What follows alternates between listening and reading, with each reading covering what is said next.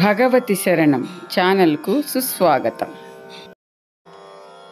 నమో దేవ్యై మహాదేవ్యై శివాయై సతతం నమః. నమః ప్రకృత్యై భద్రాయై నియతా ప్రణతాస్మతాం. నమో దేవ్యై మహాదేవ్యై శివాయై సతతం నమః. నమః ప్రకృత్యై భద్రాయై నియతా ప్రణతాస్మతాం. లక్ష్మీ అనగ ధనం లక్షలే కాదురా, లక్ష్మి కొలువుండు లక్ష్యమున్న అణువు అణువునున్న అమ్మయే శ్రీలక్ష్మి. తలతునమ్మనెప్పుడు తల్లి నిన్నే, తలతునమ్మనెప్పుడు తల్లి నిన్నే. శ్రీదేవి భాగవతము రచన శ్రీ సుబ్రహ్మణ్యం పిళ్ళై గిరిధరన్ గారు, వ్యాఖ్యానము శ్రీమతి మిట్టాలక్ష్మి. ఓం శ్రీ మాత్రే నమః. ఓం శ్రీ మాత్రే నమః. ఓం శ్రీ మాత్రే నమః.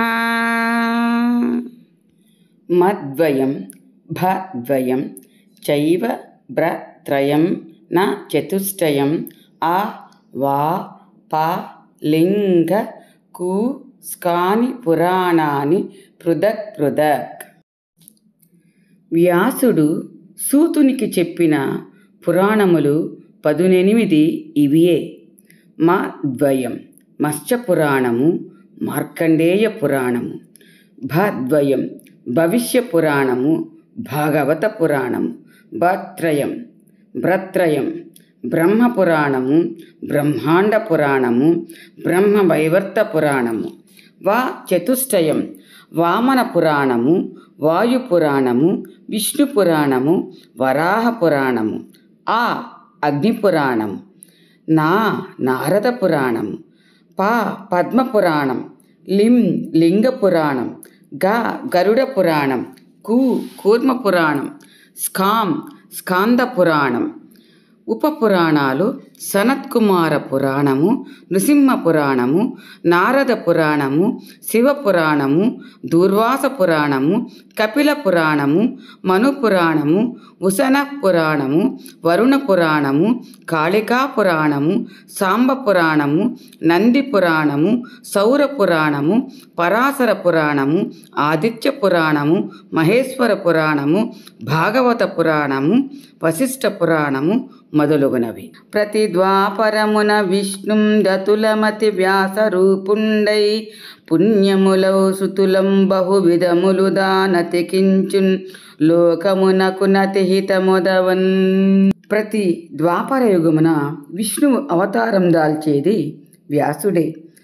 ఇప్పుడు 28 ద్వాపరమున 7వ మన్వంతరము జరుగుచున్నది. ఇప్పటి వరకు 27 వ్యాసులుండెది.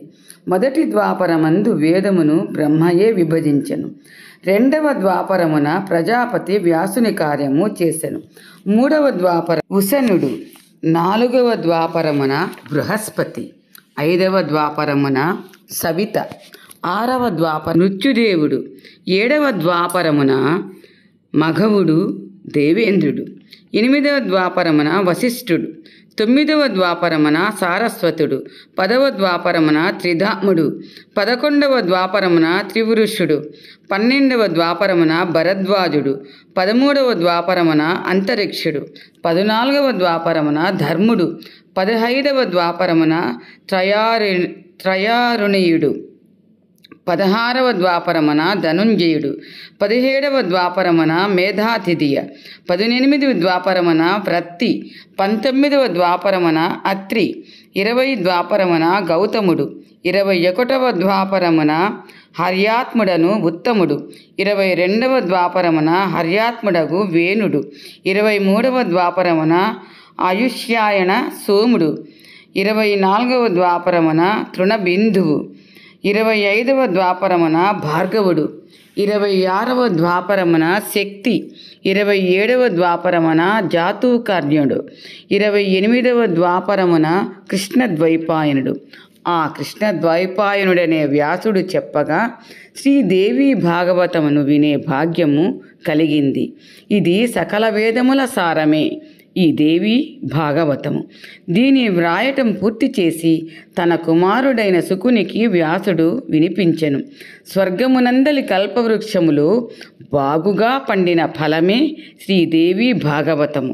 పక్షి రూపమున గల సుఖదేవుడు శ్రీదేవి భాగవతమును రుచి చూచెను. ఎవరైతే వినుటయందు ఆసక్తి కలిగి ఉంటారో వారి హృదయమున జగదంబిక నివాసముండును.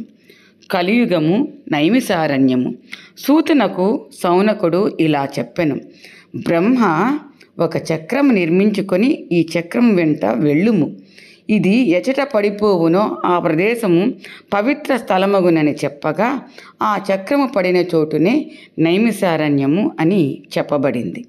ఇక్కడ మాత్రము కలి ప్రభావము ఉండదు. ఈ నైమిసారణ్యమున మునులు, సిద్ధులు, మహాత్ములు ఇప్పటికీ నివసించుచున్నారు. సత్యయుగం రాక కోసము సదా ఎదురుచూచుచూ ఉన్నారు. ఓం శ్రీ మాత్రే నమః.